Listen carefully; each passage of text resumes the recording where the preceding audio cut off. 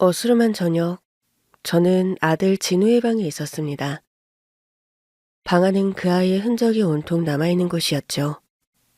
책가방은 한쪽 구석에 놓여 있었고, 책상 위에는 교과서와 책, 필통이 가지런히 정리되어 있었습니다. 가족 사진이 담긴 액자에는 웃고 있는 진우의 얼굴이 선명하게 찍혀 있었는데, 그 사진을 바라보며 아무 말 없이 눈물을 흘렸어요. 우리 아들, 이렇게 환하게 웃고 있는데, 저는 천천히 진우의 책가방을 들어 올려 손가락으로 부드럽게 쓰다듬었습니다. 가방 표면에는 진우가 자주 만지던 작은 자국들이 남아 있었고, 그 자국을 보니 진우가 얼마나 이 가방을 오래 썼는지 알 수 있었어요. 책상 위에 놓인 교과서와 책들은 아들의 노력이 고스란히 담긴 결과물이었고, 필통 속에서 튀어나온 연필 하나하나에도 소중한 추억들이 담겨 있는 듯 했습니다. 이 필통 참 오래 썼네. 엄마가 새 거 사준다고 했는데 괜찮다고 했었지? 기억난다. 진우야, 우리 아들. 항상 열심히 공부하는 우리 아들 모습이 아직도 선명해. 저는 진우의 방 구석에서 깨끗하게 세탁한 옷들이 가지런히 놓인 옷장을 바라보며 하나하나 옷을 꺼내 부드럽게 주름을 펴고 개어주었습니다. 옷마다 냄새가 남아있어 그리움과 아련함이 배어 있었고, 제가 손수 정리할 때마다 진우가 집안을 가득 채우던 활기찬 웃음소리가 귓가에 맴도는 듯 했습니다. 이 티셔츠는 네가 좋아하던 파란색. 엄마가 잘 개놓을게. 우리 진우 이거 다시 입어야지. 옷을 정리하면서 저는 말없이 눈물을 삼키곤 했어요. 눈물은 한 줄기 흐르며 옷가지에 닿아 그리움과 애틋함을 동시에 전해주었습니다. 책장에는 진우가 어릴 적 가지고 놀던 작은 장난감들이 놓여 있었고, 저는 그 장난감 하나하나를 조심스레 들어올려 기억 속의 장면들을 되새겼습니다. 장난감을 가지고 놀 나이는 한참 지났지만 그냥 장식처럼 책장에 두었었거든요. 이 로봇, 네가 5살 때 항상 웃으며 가지고 놀던 모습이 떠오르네. 우리 아들, 그때 얼마나 귀여웠는지.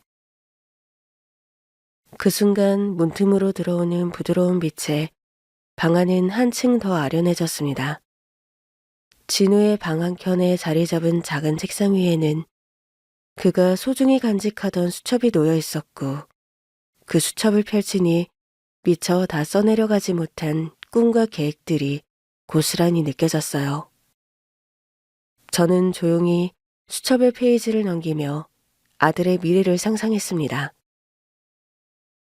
그렇게 아들 방 안의 모든 물건들은 그리움과 애정으로 가득 차 있었어요. 꿈조차도 이렇게 성실하게 꿨던 거야? 언젠가 우리 아들의 꿈이 꼭 이뤄지길 바랄게.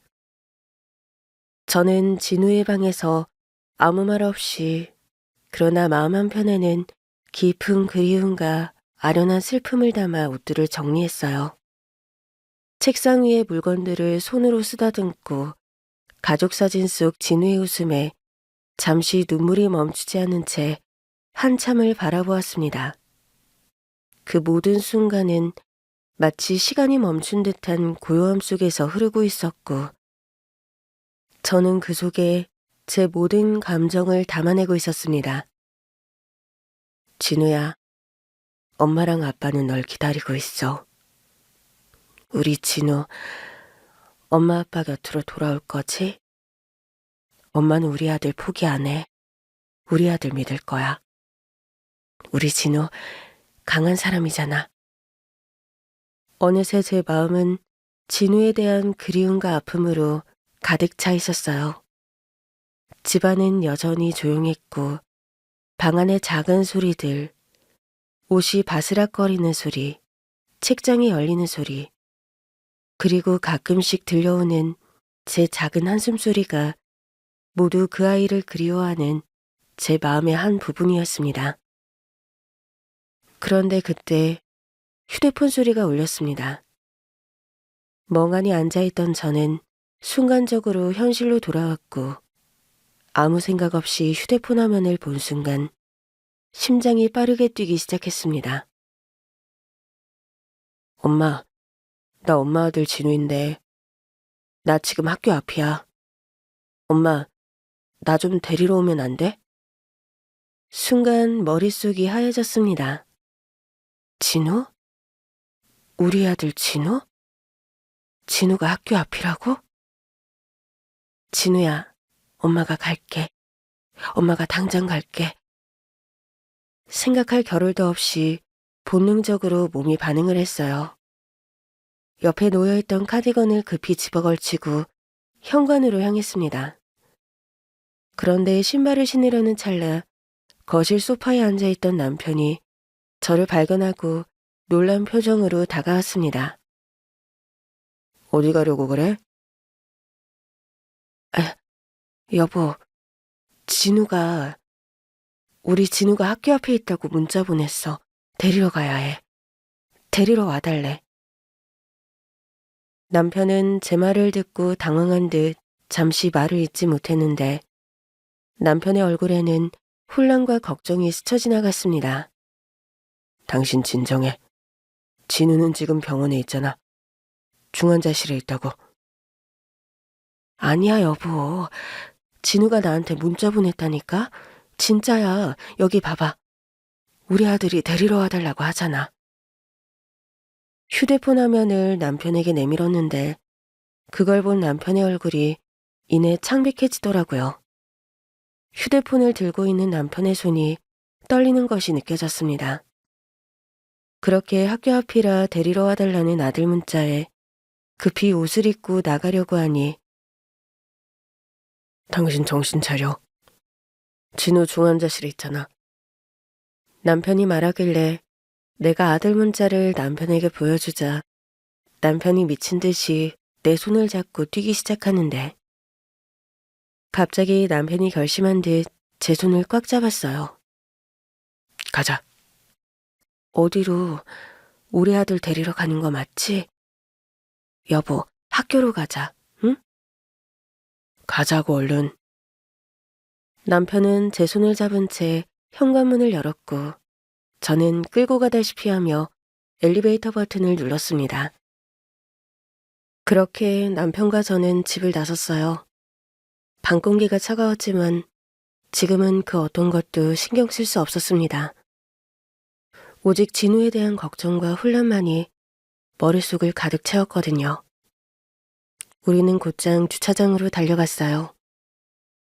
차문이 닫히는 순간 제 심장은 여전히 진우의 문자로부터 헤어나오지 못한 채 요동치고 있었습니다. 남편은 아무 말 없이 조수석에 앉은 저를 한번 힐끗 바라보더니 조용히 시동을 걸었어요. 브레이크 등이 반짝이며 캄캄한 지하주차장 벽에 붉은 빛이 퍼졌고 차 안은 그저 엔진 소리만이 무겁게 울리고 있었습니다. 여보, 진우한테 문자 왔잖아요. 학교 앞에 있다고. 얼른 학교로 가요, 응?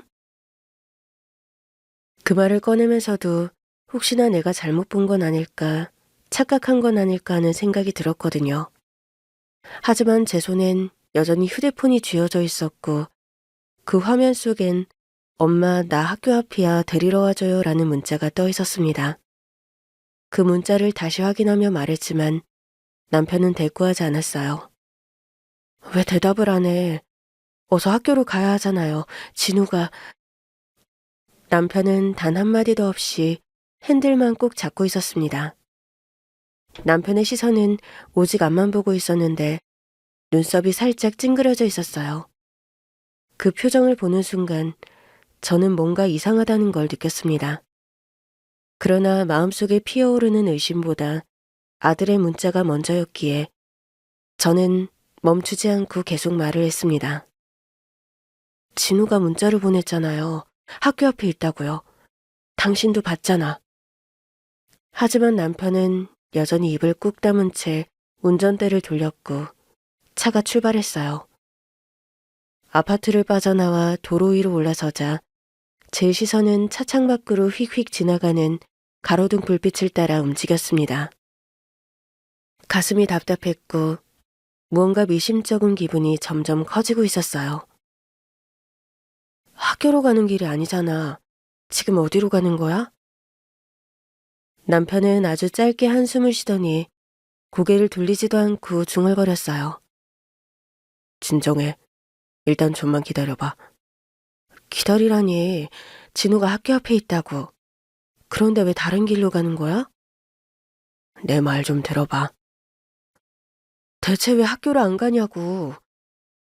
진우가 우리 기다리고 있다고. 제 목소리는 저도 모르게 점점 높아졌습니다. 두 손은 휴대폰을 부여잡은 채 덜덜 떨리고 있었고 눈은 이미 촉촉하게 젖어 있었습니다.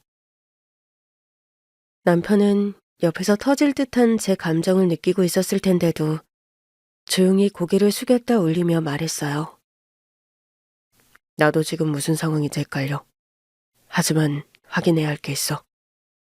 뭘 확인한다는 거야. 지금 우리 아들한테 가는 것보다 중요한 게 어딨어. 조금만 기다려, 여보. 응? 그리고 그렇게 몇 분쯤 지났을까 차는 어느 조용한 골목길 앞에서 서행하기 시작하더니 한 건물 앞에 멈춰섰습니다.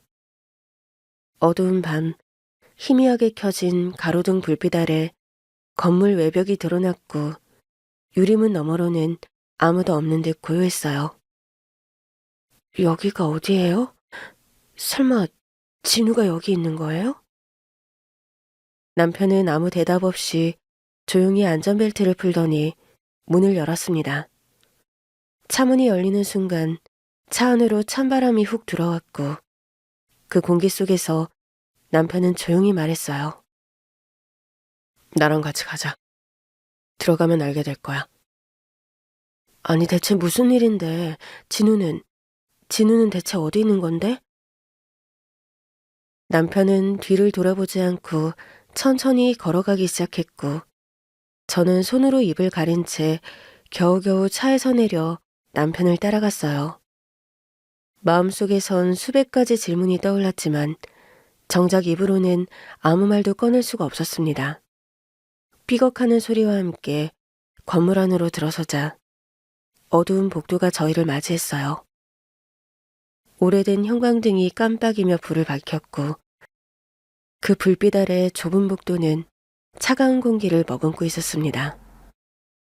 계단을 오르는 남편의 발자국 소리가 건물에 울려 퍼졌고 저는 그 뒤를 조용히 따라갔어요. 그리고 그 순간 어쩐지 건물이 낯설지가 않게 느껴졌습니다. 바로 여기, 이곳은 진우가 초등학생 시절 다니던 미술학원이었거든요.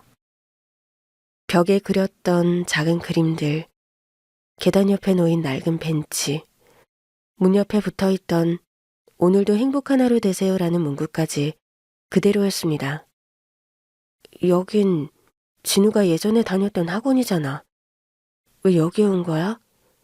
우리 진우가 여기 있다고? 남편은 대답하지 않았습니다. 단지 고개를 살짝 젓고는 저에게 손짓을 했어요.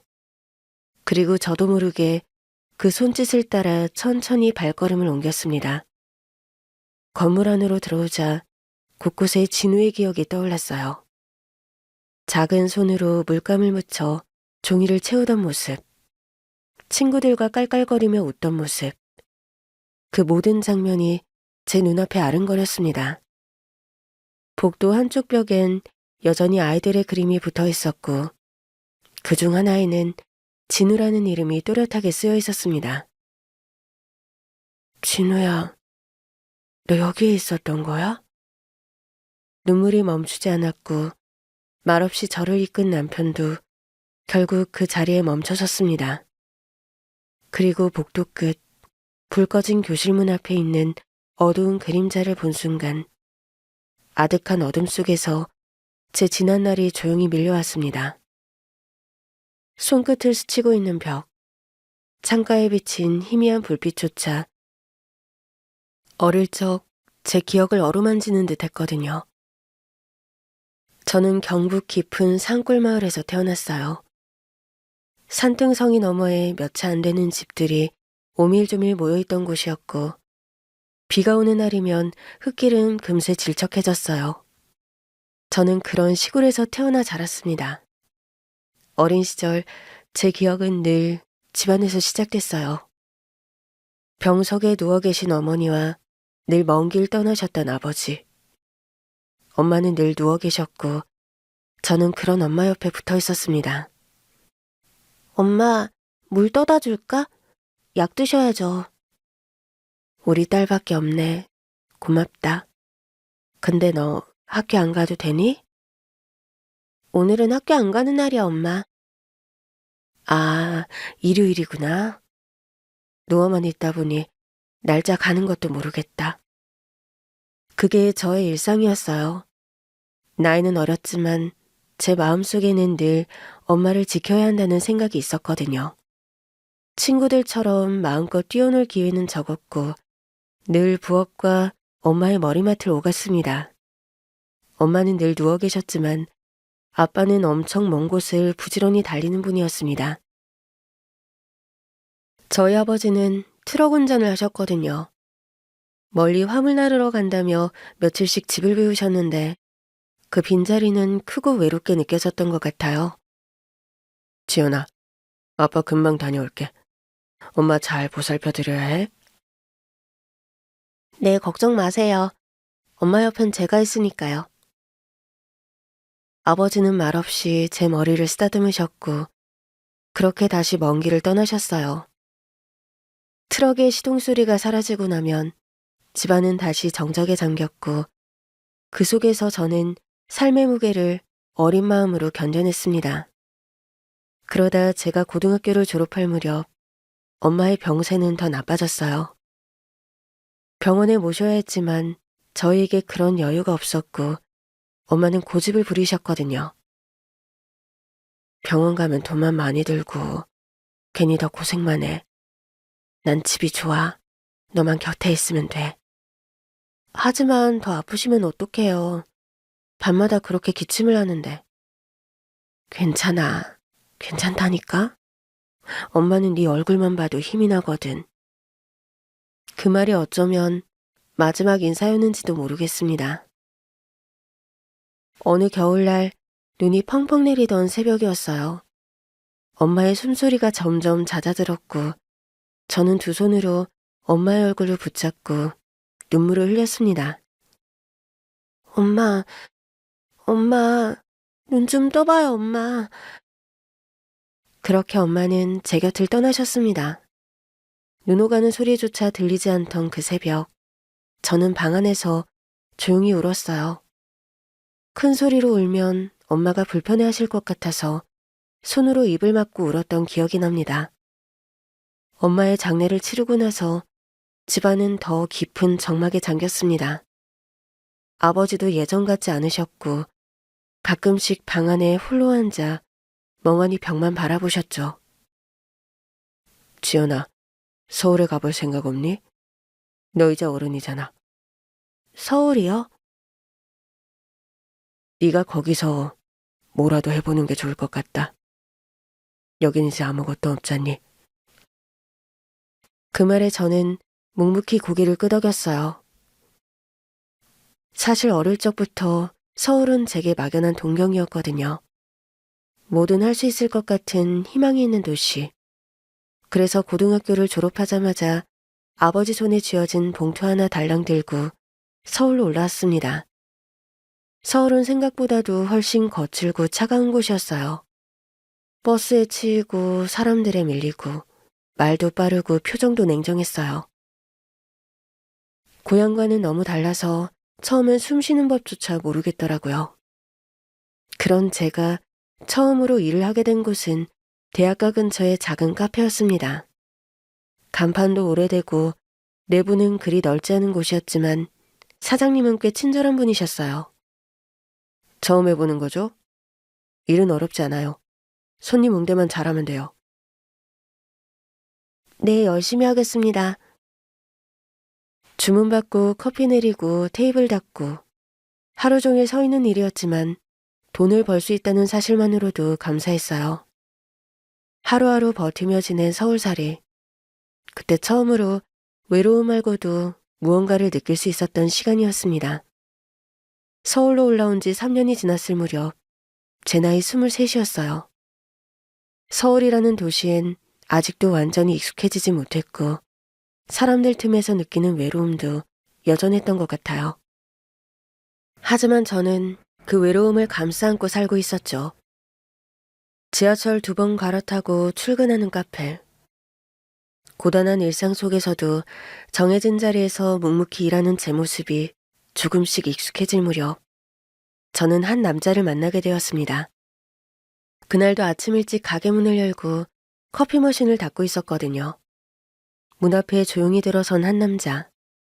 어깨에 작은 가방을 맨 채로 살짝 고개를 숙이며 인사하더니 익숙하게 창가 쪽 자리에 앉았습니다. 커피 한 잔 주세요. 따뜻하게요. 네, 잠시만 기다려주세요. 저는 기계적으로 커피를 준비했어요. 사실 그 남자는 처음 보는 손님이 아니었습니다.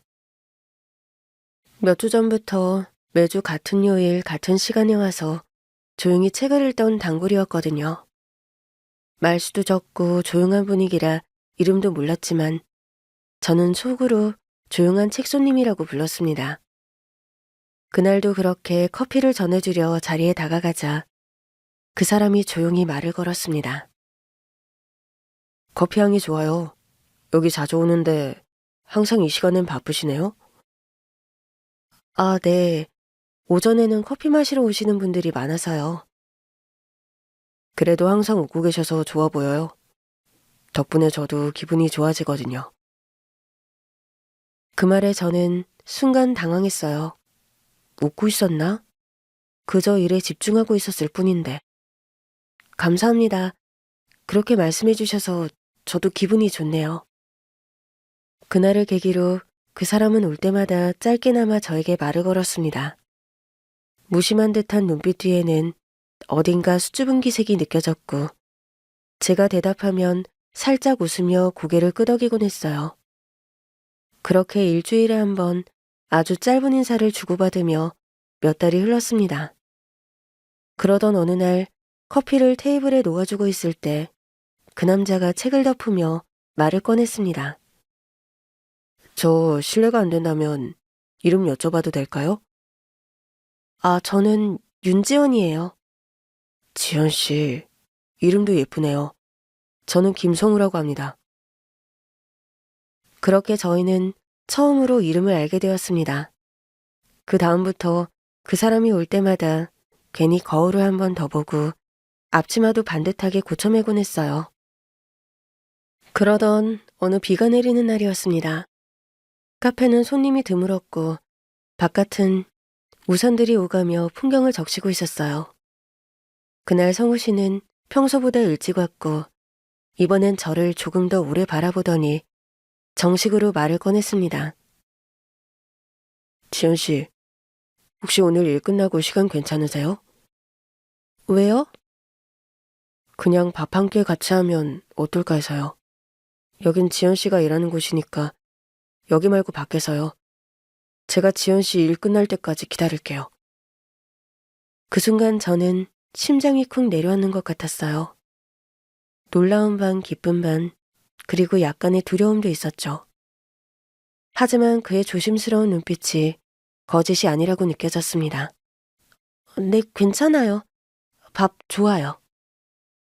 그렇게 시작된 저희의 첫 만남은 동네 작은 국밥집이었어요. 메뉴판을 들고 서로 어색하게 웃던 기억이 아직도 생생합니다. 지연 씨는 어떤 국밥 좋아하세요? 순댓국 좋아해요. 뭔가 든든하잖아요. 오, 저도 순댓국 좋아하는데. 잘 맞네요. 처음엔 어색했지만 시간이 갈수록 편안해졌어요. 그 남자는 조용하면서도 배려심 깊었고 말보다 행동이 먼저였거든요. 그런 모습에 저는 조금씩 마음을 열었습니다. 연애 중 가장 기억에 남는 순간이 있어요. 제가 아르바이트를 마치고 힘들어하던 날, 그가 작은 도시락을 들고 카페 앞에 서 있던 모습이었죠. 오늘 좀 피곤하다 했잖아요. 이거 제가 직접 만든 건 아니고요. 음식점에서 샀어요. 그래도 같이 먹으면 덜 피곤하지 않을까 해서요. 아, 정말 재밌네요. 그래도 고마워요. 덕분에 힘이 나요. 그때 먹은 도시락은 세상에서 가장 맛있는 밥이었습니다. 그렇게 저희는 3년을 조용히 그러나 진심으로 연애를 했습니다. 그리고 마침내 그 남자가 저에게 청혼을 했어요. 지연아, 우리 결혼할까? 정말 그럴 수 있을까? 난 네가 있으면 충분해. 지금 가진 건 많지 않아도 함께라면 뭐든 할 수 있을 것 같아. 나도 그래. 당신만 있다면 평생 어떤 일을 겪어도 괜찮을 것 같아. 우리는 작은 예식장 가족들 앞에서 조용한 결혼식을 올렸습니다. 고급 드레스를 입은 것도 아니었지만 그날의 햇살과 미소는 세상 어느 결혼식보다 따뜻했어요. 결혼 후 우리는 작은 빌라에서 살았습니다. 여름이면 습기가 차고 겨울이면 찬바람이 스며들었지만 두 사람의 온기가 있었기에 견딜 수 있었던 것 같아요. 오늘 저녁은 된장찌개야. 당신이 좋아하잖아. 와, 또 감동? 당신은 정말 요리의 신이야. 에이, 맨날 똑같은 맛인데 괜히 그런다. 진심이라니까. 당신은 나에게 매일이 기적 같은 사람이야. 그리고 결혼 5년 차. 오랜 기다림 끝에 우리에게 진우가 찾아왔습니다. 병원에서 초음파 검사를 하는데 의사 선생님이 말씀하셨거든요. 심장 소리 잘 들리시죠? 축하드려요. 아이가 건강하게 자라고 있어요. 그 순간 저는 울컥해서 말도 못하고 고개만 끄덕였고 남편은 제 손을 꼭 잡으며 속삭였습니다. 여보, 고마워. 우리 정말 이제 부모가 되는 거야. 결혼하고 1년 뒤부터 아이를 가지려고 노력했는데 쉽게 생기지가 않았거든요. 기다림과 인내의 시간, 우리 아들 진우는 저희에게 찾아온 기적이었습니다. 아들의 이름을 짓는 날 저희는 한참을 고민했어요. 진실할 진, 우루우루, 진우 어때요? 너무 좋아, 진우. 우리 아들 진우. 그 아이가 웃으며 처음 눈을 떴던 날 우리는 세상의 모든 축복을 받은 것 같았어요. 세상에 둘도 없는 사랑스러운 존재. 진우는 그렇게 저희의 삶의 빛으로 희망으로 들어왔습니다. 진우는 웃는 얼굴이 참 예쁜 아이였습니다. 말도 곱고 마음도 따뜻해서 어릴 적부터 어디서든 사랑을 받았죠. 유치원 때부터 그랬습니다. 누가 넘어지면 제일 먼저 달려가 손 내밀던 아이. 친구가 소풍 도시락을 깜빡하고 안 가져왔을 땐 자기 반찬을 쪼개어 나눠주던 아이였어요. 진우야, 넌 왜 항상 그렇게 친구들 먼저 챙겨? 그냥요. 나도 친구가 그러면 좋을 것 같아서요. 그 말에 저는 살짝 웃으며 진우의 머리를 쓰다듬었습니다. 제가 어릴 적엔 그렇게 누군가가 저를 먼저 챙겨준 기억이 별로 없었거든요. 그래서 진우가 더 대견했습니다. 어릴 적부터 스스로 고운 아이가 되어주었으니까요. 저희 부부는 신혼집을 차린 동네에서 쭉 이사를 가지 않았어요. 진우가 태어나 자란 동네, 그 풍경 하나하나가 추억으로 쌓여있던 곳이었거든요. 단층 빌라들이 옹기종기 모인 작은 골목, 동네 앞 놀이터, 그리고 매일 아침마다 인사 나누던 반찬 가게 아주머니까지 모든 게 익숙하고 따뜻했습니다. 아들 진우는 동네 초등학교를 다녔고 졸업할 때까지도 친구들과 큰 다툼 한 번 없이 잘 지냈습니다. 그리고 졸업식 날 진우는 단상에 올라가 학급 대표로 인사를 했습니다. 저희는 서로를 도와주고 함께 웃던 시간을 잊지 않을 겁니다. 앞으로도 친구들이랑 잘 지내고 싶어요. 그 순간 눈물이 핑 돌았어요. 어쩜 저렇게 말도 곱게 할까? 어쩜 저리도 자랑스러울까? 옆에 있던 남편도 저와 눈이 마주치자 조용히 고개를 끄덕였습니다. 우리 아들 정말 잘 컸지?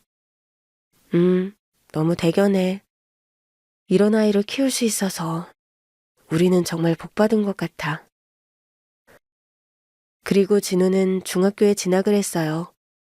초등학교 친구들 몇몇과 함께 같은 중학교에 배정이 되어 자연스럽게 친구들과 어울렸죠.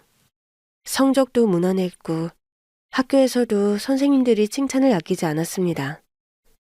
누구 하나 빠지면 진우가 먼저 챙기고 반 분위기도 부드럽게 만드는 아이였다고 하더라고요. 하지만 그런 평범하고도 평화롭던 일상은 그날 이후 산산조각이 나버렸습니다. 진우가 중학교 2학년이던 때 만물의 기운이 새로이 소생하는 봄날이었어요. 그날 원래대로면 오후 늦게까지 수업이 있었고 평소처럼 친구와 함께 집으로 돌아올 거였거든요. 그런데 진우는 끝내 집에 도착하지 않았어요. 전화는 늦은 오후 모르는 번호로부터 걸려왔습니다. 학부모님이신가요? 학생이 지금 사고를 당했습니다. 병원으로 이송 중인데 땡땡 병원으로 가고 있습니다. 귀를 의심했습니다. 우리 진우가 사고? 뭐라고요? 우리 진우가 왜요? 어떤 사고요?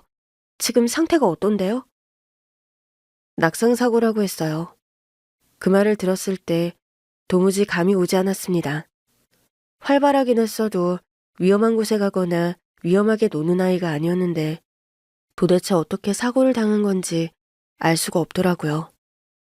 전화를 끊자마자 거칠게 신발을 신었고 남편도 말없이 차 열쇠를 쥐었습니다. 차 안에서 저희는 단 한마디도 하지 못했어요. 그저 우리 아들의 얼굴만 머릿속에서 계속 맴돌았던 것 같아요. 병원에 도착했을 때 진우는 이미 응급수술을 들어간 상태였습니다. 의료진이 긴박하게 오가는 모습을 바라보며 저는 하염없이 병원 복도에 주저앉았습니다. 우리 아들, 우리 진우 어떡해. 당신 진우한테 무슨 일 생기면 나 정말 못 버텨. 나 못 산다고. 남편은 제 어깨를 꼭 끌어안았어요. 말없이 아주 세게. 그 어떤 말로 위로할 수 없다는 걸 남편은 알고 있었던 것 같아요. 의사가 수술실에서 나온 건 거의 4시간이 지난 뒤였습니다. 수술복을 벗지 못한 채 고개를 숙인 의사는 저희 부부를 향해 조심스럽게 말을 했어요. 지금 큰 고비는 넘겼습니다. 하지만 아직 의식이 돌아오진 않았습니다. 머리를 심하게 다쳐서 중환자실에서 경과를 지켜봐야 합니다. 그 말을 듣는 순간 저는 몸에서 힘이 쭉 빠져나가는 기분이었어요. 고비는 넘겼지만 의식이 없다는 말이 얼마나 잔인하게 들리던지요. 중환자실 안 수많은 기계 소음 속에서 진우는 조용히 누워 있었습니다. 온몸에 줄이 연결된 채 작고 고운 얼굴은 새하얗게 질려 있었어요. 그 모습을 보는 순간 그저 하염없이 무너져 내렸습니다. 진우야, 엄마 왔어. 엄마 여기 있어. 들리지? 들린다고 해줘. 남편도 진우의 손을 꼭 잡은 채 말했습니다. 진우야, 아빠야. 너 아직 못한 거 많잖아. 아빠한테 할 이야기도 많잖아. 학교 얘기도 친구 얘기도 축구 얘기도 해야 하잖아. 그러니까 눈 한 번만 떠줘. 제발. 그날부터 저희는 하루도 빠짐없이 병원을 찾았습니다. 중환자실의 면회 시간은 무척 짧았지만 그 잠깐이라도 아들을 봐야 했거든요. 매일 아침 눈을 뜨면 제일 먼저 진우 얼굴이 보고 싶었고 매일 밤 잠들기 전에도 진우 얼굴을 떠올리며 기도를 했어요. 여보, 그래도 혈색이 조금 좋아진 것 같지 않아? 그럼 진우는 버틸 수 있어. 우리 아들이잖아. 그렇게 따뜻하고 다정한 아이가 이렇게 쉽게 우리를 두고 갈 리가 없잖아. 그 말에 저는 고개를 끄덕이며 눈물을 삼켰습니다. 진우가 살아있다는 사실만으로도 저는 하루를 버틸 수가 있었어요. 기적을 믿게 되는 순간들이었습니다. 그런 날들이 쌓이며 저희는 진우가 깨어나는 것 외에는 아무것도 바라지 않게 되었습니다. 그저 진우의 상태가 더 나빠지지 않았다는 말을 듣는 게 전부였지만 나아지기를, 우리 아들이 깨어나기를 기도하며 버텼습니다. 중환자실 창문 너머로 보이는 진우의 모습은 변함이 없었지만 저는 매일 속삭였어요. 진우야, 엄마 여기 있어. 아침에도 밤에도 네 옆에 늘 엄마가 있을 거야. 그러니까 돌아와줘. 제발. 그렇게 저희는 오직 한 사람 진우만을 기다리는 하루하루를 살아내고 있었습니다. 그런데 그날 진우의 방에서 진우의 물건을 하나하나 쓰다듬으며 아들을 그리워하고 있던 그때 휴대폰에서 띠링하고 문자 알림음이 울린 거예요. 엄마, 나 엄마 아들 진우인데 나 지금 학교 앞이야. 엄마 나 좀 데리러 오면 안 돼? 문자를 본 순간 제 머릿속은 새하얘졌습니다. 손에 들린 휴대폰을 떨어뜨릴 뻔했고 숨을 제대로 쉬지도 못했어요. 진우야, 엄마가 갈게. 엄마가 데리러 갈게. 곧장 옷을 챙겨 입고 현관으로 갔는데 남편이 걱정스러운 얼굴로 말을 한 거였죠. 우리 아들이 중환자실에 있다고요. 혹시 그런 적이 있으신가요? 너무 괴로운 나머지 분명히 일어난 일을 망각해버리는 것. 머릿속의 지우개가 괴로운 일을 지워버린 것만 같은 느낌. 남편의 말을 듣는 순간 혼란스러웠지만 저는 진우에게 달려가고 싶었습니다. 우리 아들을 데리러 가고 싶었어요. 그런데 남편이 향한 곳은 진우가 기다리고 있다는 학교가 아닌 미술학원이었습니다. 진우가 어릴 때 다녔던 미술학원이요. 그리고 그 앞에서 우리 부부는 예상치 못한 사람을 만나게 되었습니다. 벽에 몸을 기댄 채 잔뜩 웅크리고 있었고 두 손으로는 휴대폰을 꼭 쥐고 있던 아이. 조용한 분위기 속에서 그 아이의 어깨는 미세하게 떨리고 있었습니다. 저는 조심스럽게 몇 걸음 다가섰어요. 아이의 얼굴은 어둠에 반쯤 가려져 있었지만 그 눈빛만은 낯설지 않았습니다. 초등학교 때 진우 곁에서 자주 보이던 그 아이. 이름도 기억이 나더라고요. 혹시 너 현순이? 아이 어깨가 움찔했습니다. 그 말에 고개를 천천히 든 아이는 제 얼굴을 똑바로 바라보았어요. 눈가가 벌겋게 달아올라 있었고 입술은 꾹 다물린 채 떨리고 있었습니다. 아이는 아무 말도 하지 못하고 대신 손에 쥐고 있던 휴대폰을 내밀었습니다. 이 문자 네가 보낸 거니? 현수는 고개를 작게 끄덕였습니다. 화면을 보니 분명 그 문자는 이 아이가 보낸 거였습니다. 가슴이 먹먹해졌어요. 왜 그런 짓을 했는지 묻고 싶었지만 아이의 얼굴을 보는 순간 저는 아무 말도 할 수 없었습니다. 무슨 일이 있었던 거니? 현수야, 우리 진우한테 무슨 일이 있었던 거야? 뭔가 할 말이 있어서 그런 거지? 그래서 나한테 문자를 보낸 거지. 근데 왜 학교 앞이 아닌 이곳에서? 현수는 한참을 침묵했습니다. 두 손은 여전히 떨리고 있었고 아이는 책상 끝에 기대며 힘겹게 입을 열었습니다. 진우가 저 때문에. 그 말에 제 다리가 풀리는 것 같았습니다. 저는 곧장 아이 앞에 의자에 주저앉았고 남편도 제 옆에 말없이 섰습니다. 저랑 진우는 초등학교 때부터 알던 사이잖아요. 미술학원에서 처음 만났고 그때도 진우가 먼저 말을 걸어줬어요. 저 낯가림이 심해서 친구가 별로 없었거든요. 그래, 진우는 원래 그런 아이였어.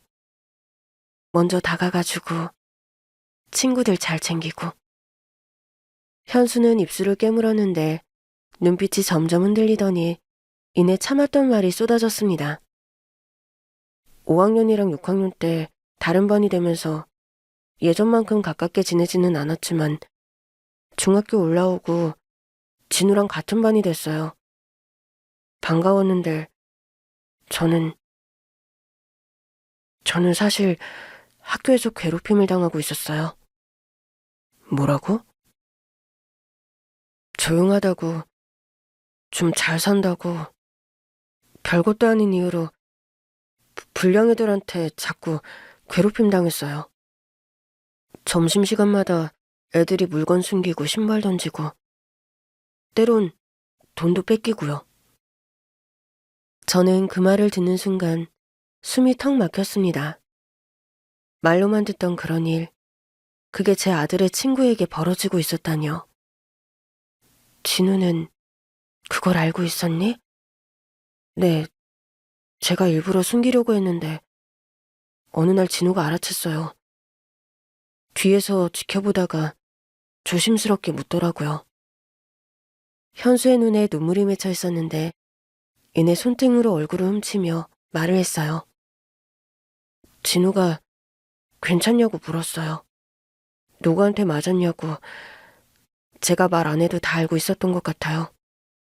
그리고 저한테 말했어요.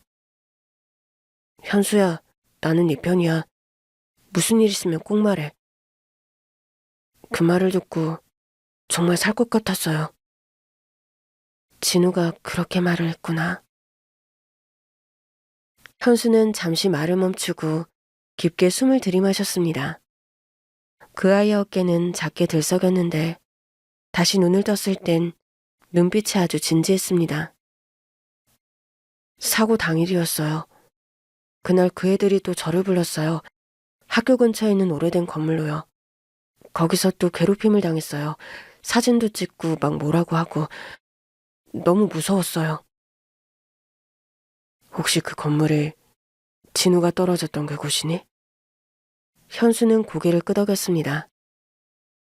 진우가 제가 그 건물로 들어가는 걸 봤나 봐요. 따라왔나 봐요. 제가 맞는 걸 보고 바로 끼어들었어요. 그만하라고. 이제 신고하겠다고. 진우가? 네. 진우가 저 대신 그 앞에 섰어요. 저 뒤로 가라고. 절대 나오지 말라고. 근데 그 애들이 진우를 밀쳤어요. 싸우려던 건 아니었는데 진우가 휘청하다가 그대로. 아이의 말은 거기서 끊겼습니다. 그리고 조용히 흐느끼기 시작했어요. 두 손으로 얼굴을 가리고 어깨를 들썩이며 말없이 울었습니다. 괜찮아. 현수야, 괜찮아. 저는 저도 모르게 아이를 끌어안았습니다. 얇고 작은 어깨. 그 위에 얼마나 많은 두려움이 얹혀 있었는지 느껴졌어요. 죄송해요. 진우는 저 때문에 그런...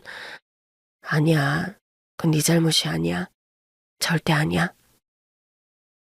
남편도 고개를 숙인 채 조용히 말했습니다. 진우는 네가 친구였기 때문에 그런 선택을 한 거야. 바로 말했어야 했는데 진우가 떨어진 다음에 그 애들은 저한테 아무것도 못 본 거라고, 아무것도 말하지 말라고 겁을 주고 그대로 가버렸어요. 저는 너무 무서워서 어떻게 해야 할지 몰라서 그냥 119에 신고를 하고 집으로 가버렸어요. 진우가 어떻게 됐는지도 모르는데 그냥 가버렸어요. 현수는 한참을 제 품에 안겨 울었습니다. 제 가슴 속에서도 무너지는 듯한 아픔이 치밀어 올랐지만 저는 그 아이를 꼭 안은 채 말했습니다.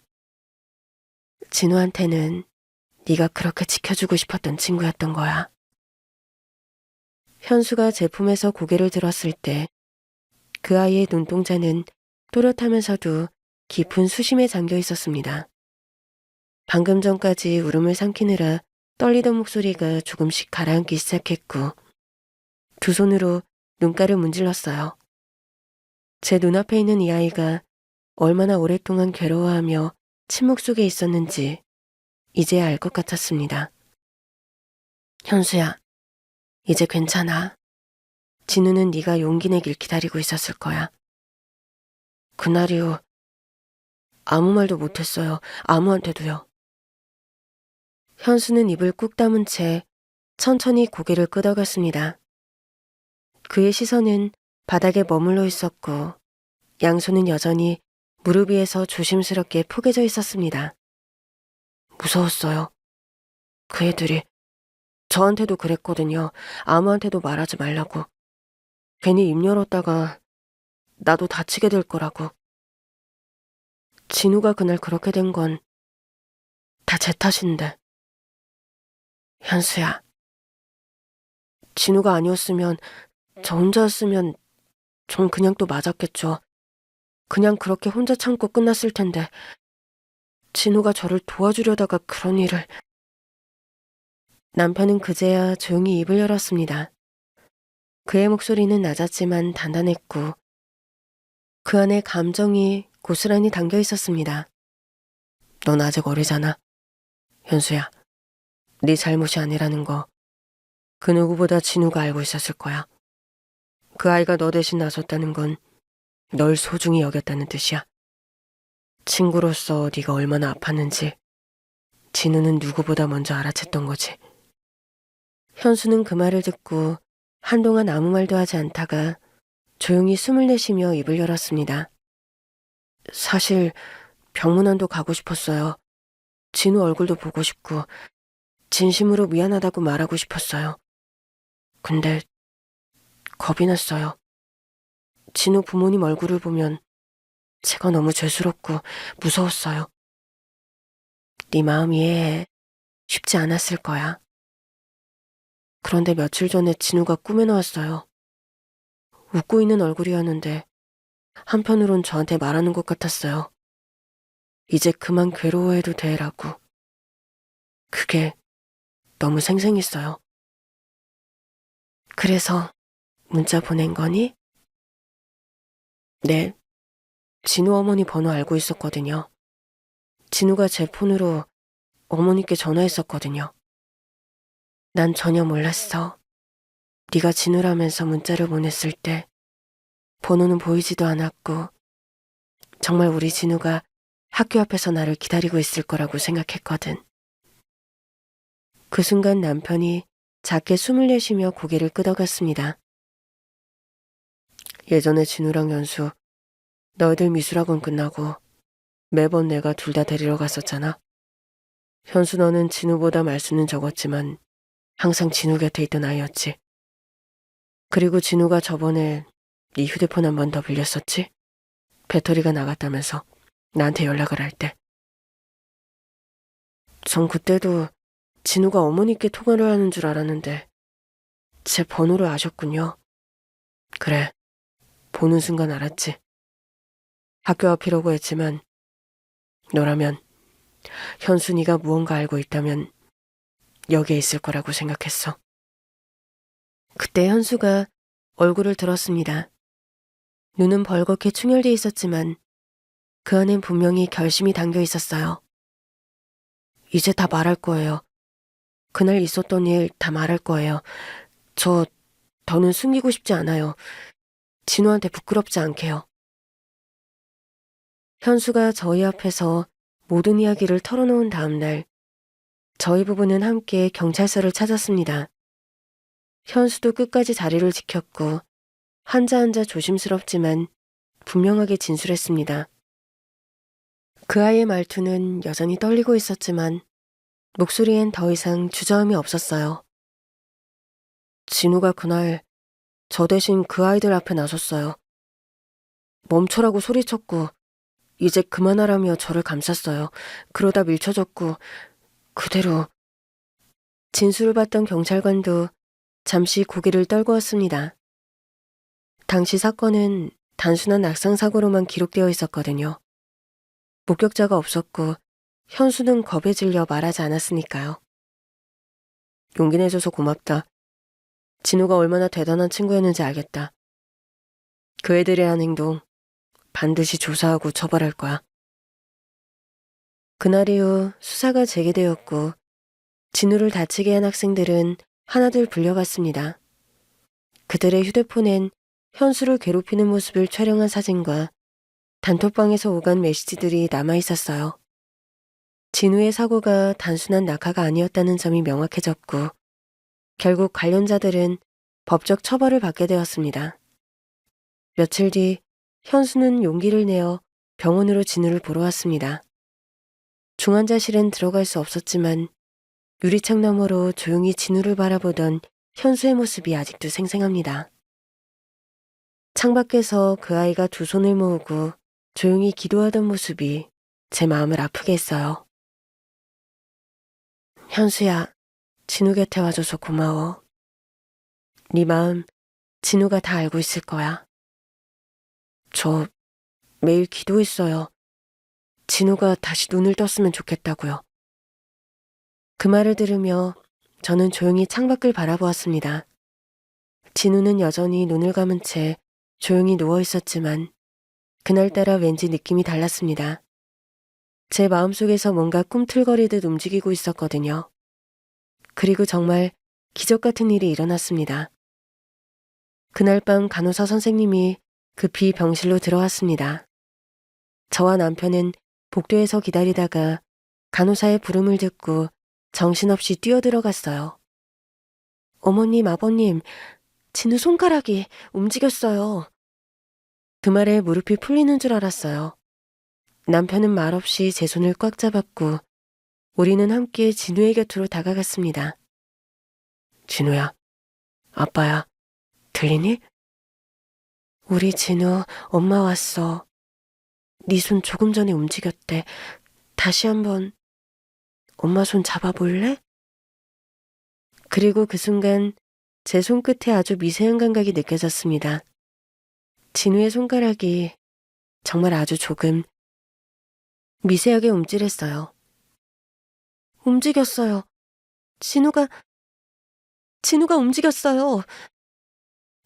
남편은 그대로 고개를 숙여 어깨를 들썩였고 저는 울음을 참을 수 없어 아이의 손등에 얼굴을 묻었습니다.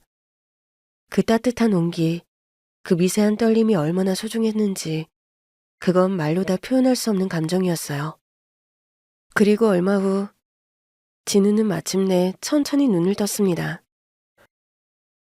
엄마?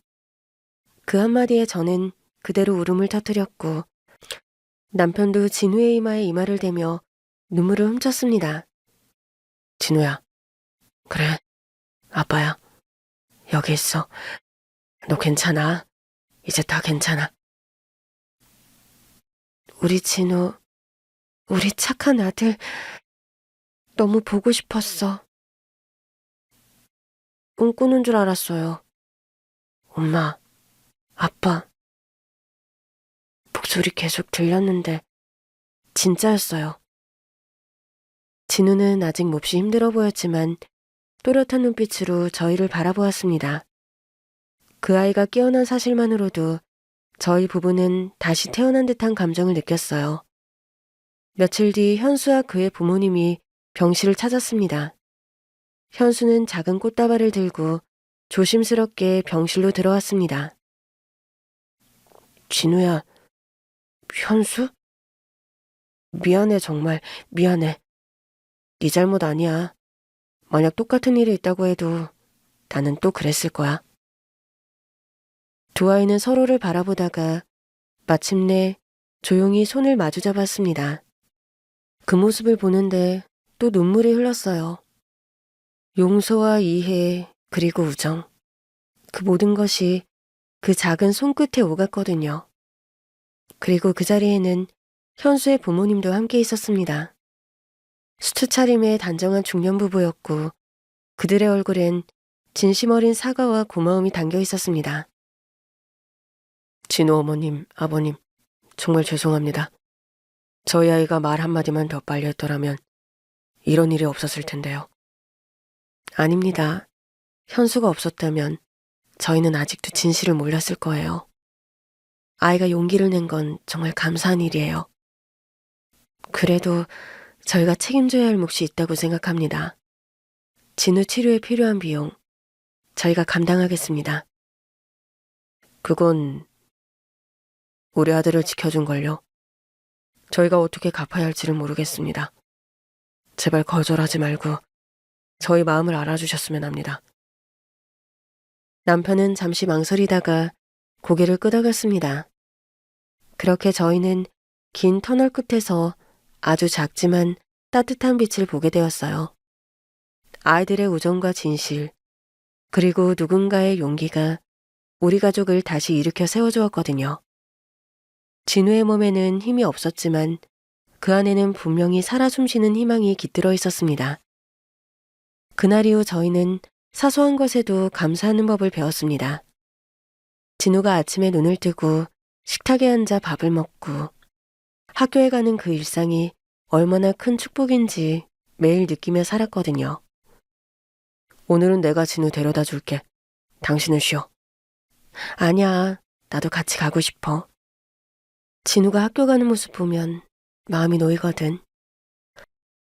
병원 대신 학교 앞에서 진우를 기다리게 됐고 불안 대신 설렘을 품게 되었어요. 그리고 진우의 친구 현수도 주말마다 놀러와서 같이 밥을 먹고 도란도란 대화를 나누는 게 일상이 됐습니다. 엄마, 다음 주에 학교 축제예요. 그래? 즐겁게 지내면 좋겠다. 고등학교 마지막 축제잖아. 그날 맛있는 것도 사줄게. 아줌마, 진우 밴드 부잖아요. 인기 많아서 자리 없을 수도 있어요. 줄 서야 할걸요? 그럼 아줌마가 제일 먼저 줄 서지 뭐. 그렇게 웃고 떠드는 평범한 시간이 우리 가족에게는 가장 특별한 선물이 되었어요. 시간이 지나 햇살이 따뜻하게 내려앉던 봄날, 진우와 현수는 입시생이 되었습니다. 그 어렸던 애들이 어느새 자라 19살 10대의 마지막 문턱 앞에 서 있었죠. 엄마, 현수랑 도서관 가요. 시험 기간이라 공부 좀 하려고요. 얼마나 열심히 하는지 진우 덕분에 저까지 더 열심히 하고 있어요. 그래, 그런 모습 보기 좋다. 근데 도서관 가기 전에 점심은 챙겨 먹고 가야지. 아빠가 라면 끓여주면 바로 먹고 출발할게요. 그 말에 저희 셋은 동시에 웃었습니다. 매일매일이 기적 같았던 시간들이 쌓여 어느새 이렇게 평범하고 감사한 하루가 되었던 거예요. 힘든 고등학교 입시를 마치고 진우가 대학에 합격했을 때 그 감격은 이루 말할 수가 없었습니다. 병실에서 다시 눈을 떴던 그 아이가 이제는 대학교를 다니고 밤을 새워 공부하고 친구들과 미래를 이야기하는 모습을 보며 그저 매일 감사한 마음이에요. 대학 생활은 어때? 힘들진 않아? 힘들긴 한데 좋아요. 하고 싶은 공부니까요. 그리고 그때 일이 없었으면 아마 이렇게 간절하게 공부하지 않았을 거예요. 네가 그렇게 말해주니 아빠가 더 고맙다. 저희 가족은 더 단단해졌어요. 회복이라는 건 단순히 상처가 아물었다는 게 아니라 서로를 다시 믿고 사랑하는 법을 배우는 거라는 걸. 두 아이의 우정을 통해 절실히 깨달았습니다. 그래서 이제는 말하고 싶어요. 누구나 삶의 어느 순간엔 견딜 수 없을 만큼 아픈 시간을 마주하게 되잖아요. 저도 그랬어요. 내 아이가 쓰러져 있는 병실 한 켠에서 그 조그마한 손가락이 다시 움직이기만을 바라며 하루하루를 버텼던 시간들. 그 시간을 지나오면서 저는 깨달았습니다. 진짜 회복은 다시 웃는 법을 배우는 거고 서로 아픔을 외면하지 않고 끝까지 손을 놓지 않는 거라는 걸요. 혹시 지금 힘든 시간을 보내고 계신 분들이 있다면 꼭 전하고 싶습니다. 괜찮다고요. 지금은 캄캄한 터널 같아도 끝엔 반드시 빛이 있다는 걸. 그리고 그 빛은 아주 사소한 용기, 한 사람의 진심에서부터 시작된다는 걸요. 저희 가족처럼요. 상처 입은 마음이 서로를 이해하게 만들었고 결국 우리를 다시 하나로 이어줬습니다. 그러니 절대 포기하지 마세요. 여러분의 회복도 분명 시작되고 있을 거예요.